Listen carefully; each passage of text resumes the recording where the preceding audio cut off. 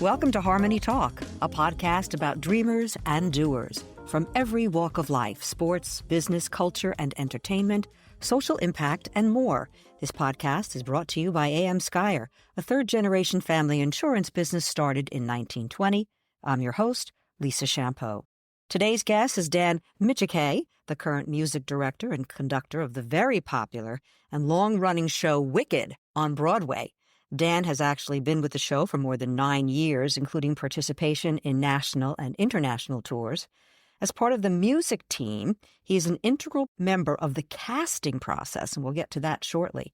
Dan is a multi-talented entertainer. He is also an accomplished musician, actor, and singer. Dan began his acting career on Broadway as the youngest actor to play Mary Sunshine in the Tony Award-winning revival of Chicago. He performed in 2,000 shows across 125 cities around the world, quite a task. In 2008, Dan performed as a soloist in Leonard Bernstein's Mass at Carnegie Hall, the Kennedy Center, and the United Palace. He was the first male to record the male soprano solo in I Don't Know, which was nominated for a 2008 Grammy Award via Naxos, a record distributor of classical music. As an accomplished conductor and performer, Dan has led many workshops and master classes and is, in fact, a co-founder of the International Music Theater Academy and the owner of Hit It Productions. And there's more, and I love this one. Dan actually started a company that brings Broadway into your home or business. Without further ado, welcome, Dan, to Harmony Talk. Thank you so much. What a lovely intro. Now, let's start right at the beginning. You grew up in Connecticut. Did you always dream about being on Broadway or being a performer? How did it all get started? I definitely was that kid that it's what I've always wanted to do my entire life since when I was born. Very fortunate for that. And I was very blessed. I have 2 amazing parents that have always been very supportive. And growing up in Darien, Connecticut, but really my community theater and my theater life was in Stamford, Connecticut at Curtain Call. That's where I was really able to hone my skills and do a lot of my dreaming there. Well, you did go to the Boston Conservatory of Music, is that correct? So you did pursue an education in this as well. Yeah. My mom and I started researching universities and colleges very early on, and Boston Conservatory. When I was looking at schools, I would look in the playbills, and 42nd Street was on Broadway at the time, and there was like 14 alumni from Boston Conservatory. And there was a lot of wonderful talent and alumni that graduated from there. And so I actually always wanted to go to the Boston Conservatory since 8th grade. And so I was very fortunate to have my education, got my BFA from Boston and graduated in 2007. What a great tip for career-oriented performers. Look in the playbill, see where they went to college, where they went to school. Absolutely. So was Mary Sunshine your actual first big gig? Yeah. So when I graduated college, May of 2007, the first thing I did in New York was an off-Broadway show called Gemini, which was a big hit on Broadway as a play in the 80s. And became a musical starring Linda Hart and Joel Blum, Beth Austin. And we did that off Broadway shortly, sadly. But then I was very fortunate. 6 months after graduation, I booked Mary Sunshine on Broadway. Now, how old were you then? I just turned 22. Oh, my goodness. I know it said you were the youngest ever to play that part, but that is very young. I mean, you've been pretty lucky, it's fair to say. I'm very, very fortunate. I always say to people, it's all about preparation, meeting opportunity. This business, no matter where you are at in your career, you still hustle. It's just a different kind of hustle at this point, but no one's going to do it for you. And so, but I was also very, very fortunate to be in the right place at the right time with my education and certain things that opened up at the time. And you were very talented. Let's not forget that. Well, maybe. Well, let's go from Mary Sunshine to Wicked. What happened in between and how did you get there?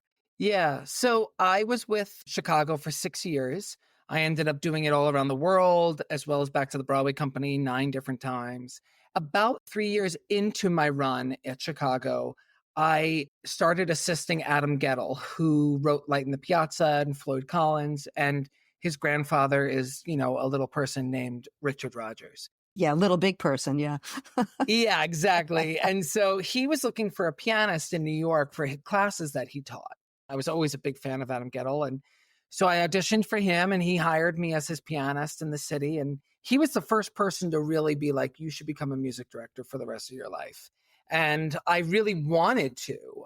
I thought it would happen much later on in my life. I ended up doing a minor in music direction and conducting at the Boston Conservatory. But, I was always very, very fast track focused on being a performer when I graduated.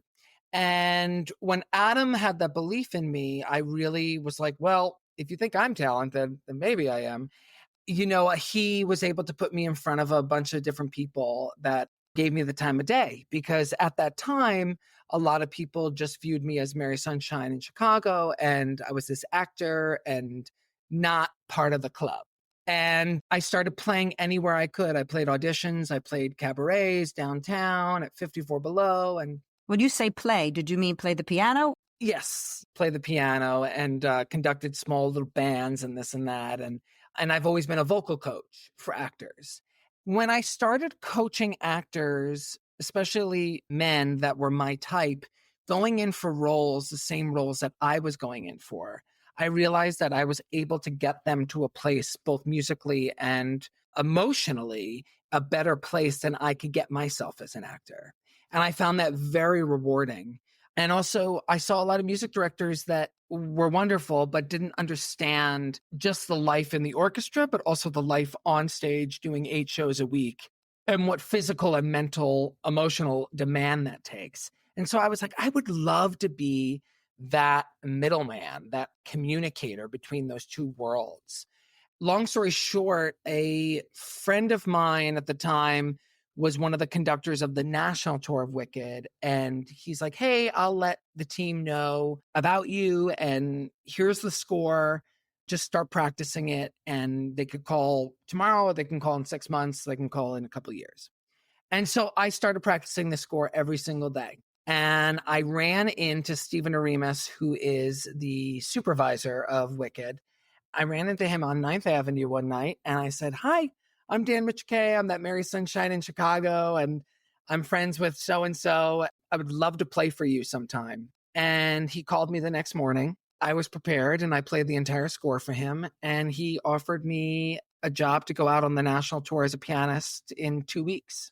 So it was nuts. I mean, a lot of it was, yes, I can do that when I really haven't done that yet.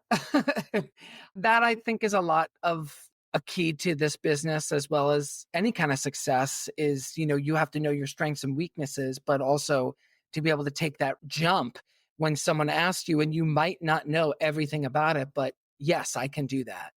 And so that was in 2014. I originally joined the national tour as a keyboard 3, a pianist, and assistant conductor. And then 2 years later, I became the music director of that national tour. And then 2 years later from that, my whole life exploded and I became the music director and conductor and associate supervisor of the Broadway company. Well, you sort of touched on what I'm going to ask you next, which is, what does it mean to be a music conductor or director? I mean, it's a lot more than, it's not even really you performing. It's really coaching. And tell me about it. Yeah, really conducting the show 8 shows a week is 10% of the job. It's 90% managerial, and it's running that building with the production stage manager and the associate director. So a typical day, in the morning, I'll look and see what emails, missed calls, and text messages I've gotten from said people. Who's not showing up today? Well, luckily, I don't have to deal with that part. That's really the stage manager, but really more like the director, the associate director, the music supervisor, just answering, seeing what's going on. And then I'm in about 10 hours of auditions every week, because I hire both the actors for the national tour and the Broadway company. So if I'm in auditions during the day, I'll do that. If I'm not in auditions, I'm usually in rehearsals. We have understudy rehearsal every 2 weeks. We have put-in rehearsals. We have brush-up rehearsals for new people coming into the show. And then before the show, I'll either have notes to give out to some of the principals or the ensemble or my orchestra. 24 musicians in our orchestra on Broadway, along with 180 subs. So a lot of people don't know, but on Broadway, you pretty much have a different group of musicians every single night playing the score. It's a lot. And then on top of that, whatever has arisen that day and conversations that I need to have in my office with people. And then we're do the show. So, and that's usually about a 10-hour day every day. That is a long day, but it's very exciting. It's certainly busy. Let's talk about auditions for a second. There may not be so many people lining up with experience like yours to be a conductor or a musical director, but there sure are a heck of a lot of people out there who want to sing on Broadway. I mean, it must be grueling to audition. You know, I really love auditions because I used to be an actor and my heart goes there. And I constantly want to better the show. And so auditions are a tool for me.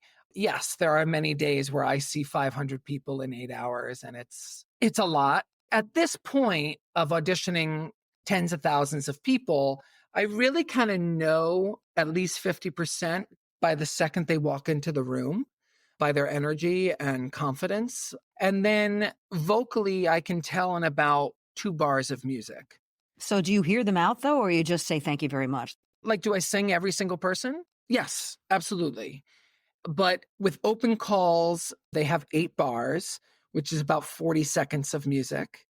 And then with agent submissions, and when we are seeing people for the principals or understudies, they're given the packet, which is 2 songs that the character sings and a couple scenes.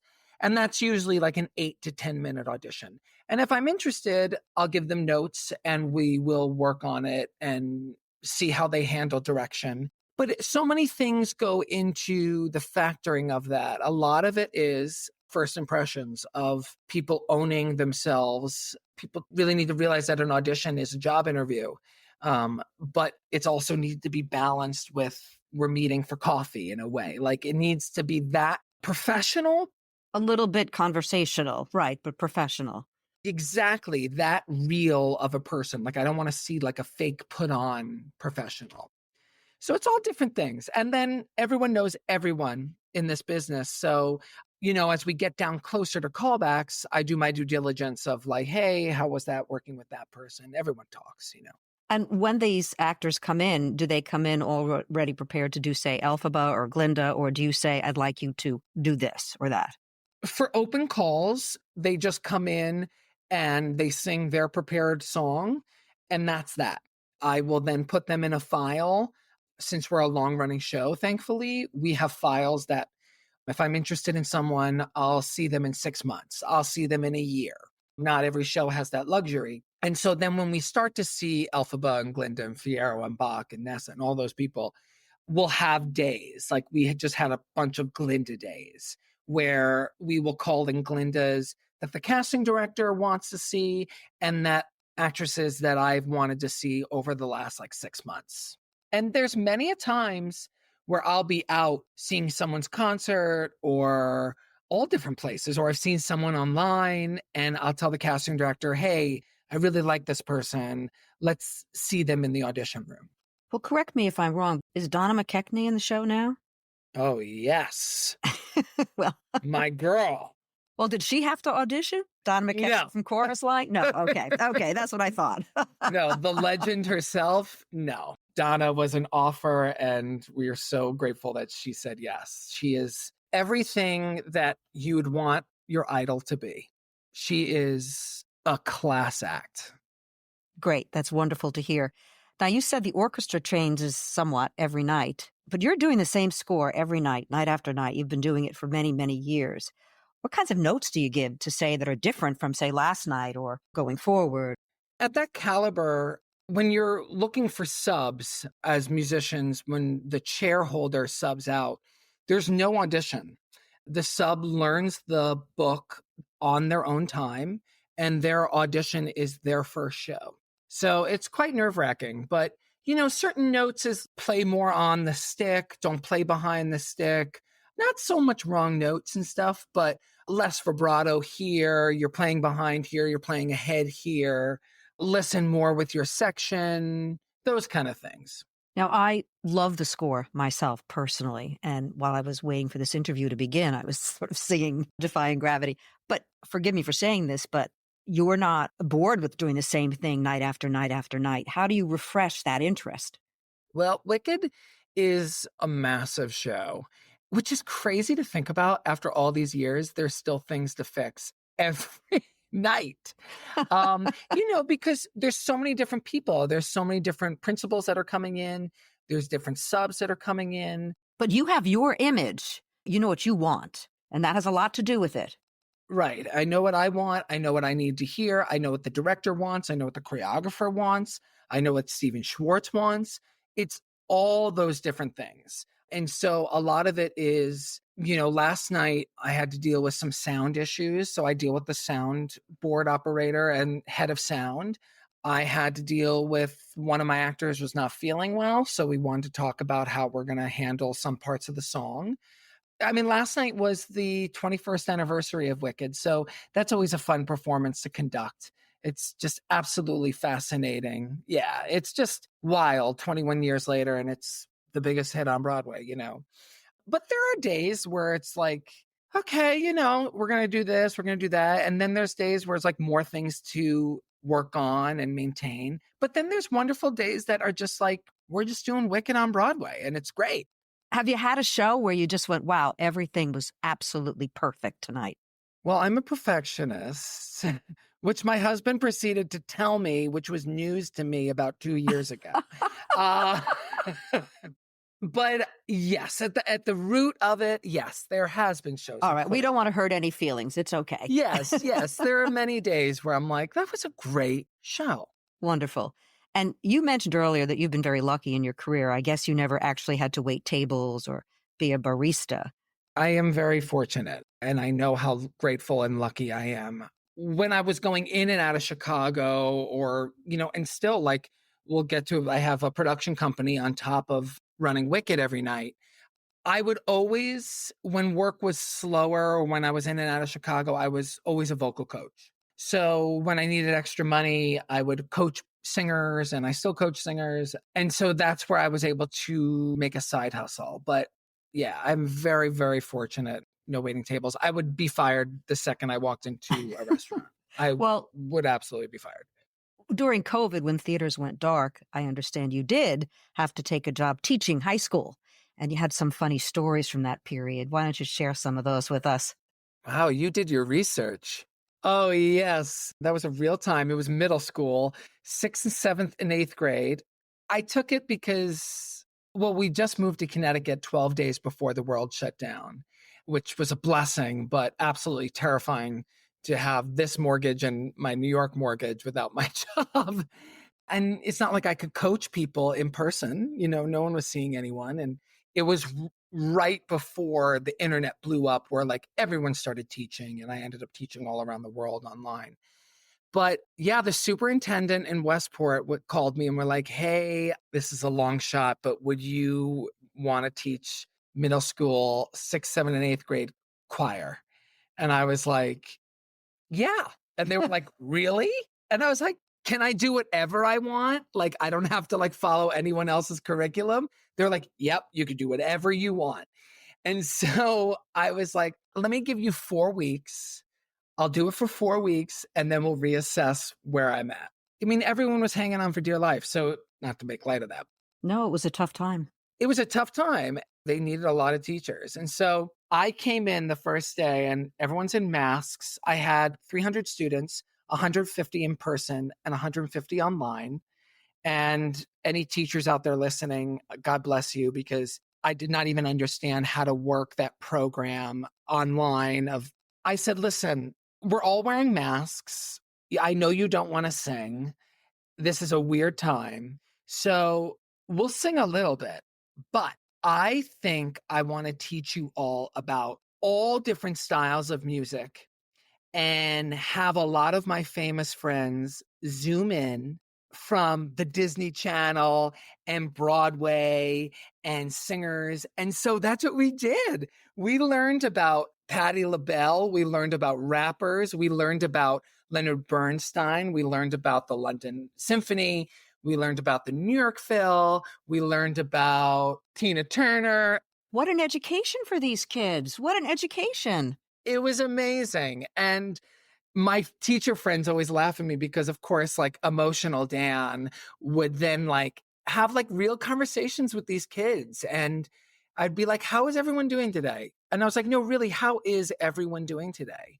And there are days where some of these kids were so awesome. And they were like, how are you doing, Dan? And I was like, I'm not doing great. And we would have like real conversations. I was like, I went home and cried today.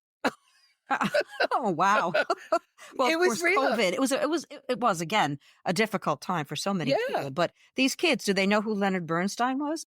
they do now. I mean, one student was like, she was a little interesting and she was like, I don't understand. It's just this old guy like waving his arms. Like, how does he make a living? And I was like, actually, that man is richer than all your parents. Yeah. But it was an awesome way to then teach these kids that there's a profession that you can do in life. You can have a profession in life where you wake up and you're like, oh my God, I love what I do. And you make a great living. And that was awesome to talk about with those kids. That's wonderful, but I would bet you wouldn't do it again. Yeah. I did last 5 weeks. And then I said politely, I'm good. God bless. And then I spent the next like 14 months teaching online. And that really saved me. You may know that they're coming out with a movie version of Wicked this year. In fact, it's going to be 2 parts. Has there been any working together on that or no? Oh, yeah. I saw it 2 nights ago. We went to the private movie screening down in the city. And about a year and a half ago, I started doing the pre-records with Stephen Schwartz, where we did a couple new songs in the recording studio. And originally they asked me who I would pick just to make the rehearsal tracks. And I hired 6 people from Wicked that I love. And so we did a lot of that. And then I continue on with the project. Stephen Aremus ended up doing the rest of the work, obviously, in London. But it's fabulous. It is enormous. You said there are new songs in it? In the second part, there's a couple new songs. First part is Act 1, and there's nothing new song-wise. There's all different new arrangements, and it's just incredible. So it's very exciting. It's very exciting. Now, let's talk for a second about your entrepreneurial endeavors. My goodness, you are really busy. Thank you for taking this time. The International Music Theater Academy and Hit It Productions. Why don't we talk about them for just a moment? And then, of course, your event company that brings Broadway into your home or business. But the Music Theater Academy, is that something you do online? We've done online and we've done in person. It was something we started with 2 of my colleagues during COVID. We ended up doing these week-long intensives with 16 different major players on Broadway at schools across the world. We would do week-long intensives. We did one in Switzerland. We did one in Mexico City. We did one in France, all different places. And it would consist of anyone from Cara Lindsay to Robin DeJesus to Joan Lader, all different people in the industry. And then just this past year, a couple schools have come to New York, and it will be full week 10 to 6 intensives that we will do. It's usually about 60 students. They take a lot of planning, so they don't happen often, but they have happened. They're wonderful. Is it primarily vocal coaching? It is everything. I mean, we have classes in vocal coaching, song interpretation. I bring in the dance captain of Hamilton, Wicked, and Juliet, and they teach the choreography from the show. I bring in composers, directors, Joan Lader, Matt Farnsworth, like 2 of the biggest vocal gurus in the industry, casting directors, producers. It's crazy. It is crazy. And you still are doing Wicked every night, which adds to the amazement. So, and then how do you bring Broadway into people's homes or businesses? I mean, you've gone to Lake Canandaigua, you've gone a distance from Broadway. Yes. So I'm very, very passionate about this company. Again, this is a thing I started in COVID. How it came about was we were all out of work and I was like, let me see if there's a market here. And I ended up bringing like 3 of my Broadway friends, done multiple Broadway shows, and we did a concert for someone in their backyard. And they were like, this is amazing. I was like, yeah, I know. I think I've said wow too much in this podcast, but this is a wow. Yeah. And so it was just like at a time where no one could go, obviously, to Broadway or see theater or music. We were doing these private concerts in people's backyards. And the Bedford Playhouse in New York ended up I'm on my 5th year now this coming summer.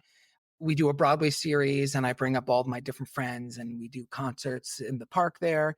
But then this past 2 years, it's really morphed into where we'll do private concerts, public concerts, events. We just did something for Prudential for a corporate event. They had a Glinda and we did some stuff there. And then a lot of these places, these country clubs, these private dinner parties, all this different stuff where I have a database of like 25 different Broadway stars. And I work with the client, whether they want certain people, certain styles of Broadway. And yeah, and it's really, really rewarding. And we've done about 25 concerts this year. Are they usually kind of montages, like a little bit from cabaret, maybe a little bit from chorus line, or All different things. I had a client a couple weeks ago. It was like, I just want to hear Andrew Lloyd Webber and Stephen Schwartz. And then I had a client the other day was like, my demographic is a little older, so I want to hear more like the golden age of Broadway, everything from Oklahoma up until Phantom of the Opera. Then I had another client that was like, I want to hear Hamilton, Wicked, and Oklahoma. So it really runs the gamut. And really anyone can pick and choose what they would want for their event. I also had someone also for their cocktail party for a wedding, and they wanted these 9 love songs of duets. And then I had another person was like, we love Frozen. Can you bring John Riddle from Frozen and do 4 or 5 songs there? I'm not going to say wow again. I'm going to say very interesting. On your, I think it's your Instagram account, I'm not sure, but there's a quote from Alice Walker, and it's, look closely at the present you are constructing. It should look like the future you are dreaming. Alice Walker, of course, from The Color Purple. Let's go into that quote just briefly because it's a wonderful way to end this podcast. I mean, look at the present you are constructing. It should look like the future you are dreaming. How does that play into what you do and what you think performers everywhere should do? I luckily have always been a firm believer and have seen it come to fruition I've always been a big dreamer, but about really, really honing my energy into what I want from my life and really, truly seeing it and believing it into fruition. And there are moments that I have in my life where I was like, I literally have dreamed of this moment. And it's kind of like there's no words to that sometimes. But I think as I also am at a point in my career where I've been on Broadway for 17 years, which has been amazing, diving into this new adventure with my company, with Hidden Productions, and doing these concerts and bringing this kind of extremely high level of talent to people, it's extremely rewarding. And it's very important to me to work with people that I enjoy being with. And so I'm able to hire friends and colleagues of mine to make music and to make money and to bring joy and music into people's lives. That's wonderful. Lastly, what's next for Dan Micciche? What's next? Well, the most important thing in my life right now, and will always be, is my son. We just had a baby 4 months ago. And so that is the best. What is really next? I mean, it's going deeper into what I've been doing this last year with juggling Wicked, with my production company, with my vocal coaching, and just really going deeper into all 3 of those worlds. And just putting it out there, if anyone, works for Radio City, my big dream is to become the music director of Radio City, the Christmas show. So anyone out there? Dan, it has been an absolute pleasure talking to you. Thank you so much for being on Harmony Talk. And we wish you the best of luck with Radio City Music Hall and Wicked or whatever. Thank you. Thank you for having me. This podcast has been brought to you by AM Skyer, a third-generation family insurance business started in 1920. I'm your host, Lisa Champeau. Talk to you next time.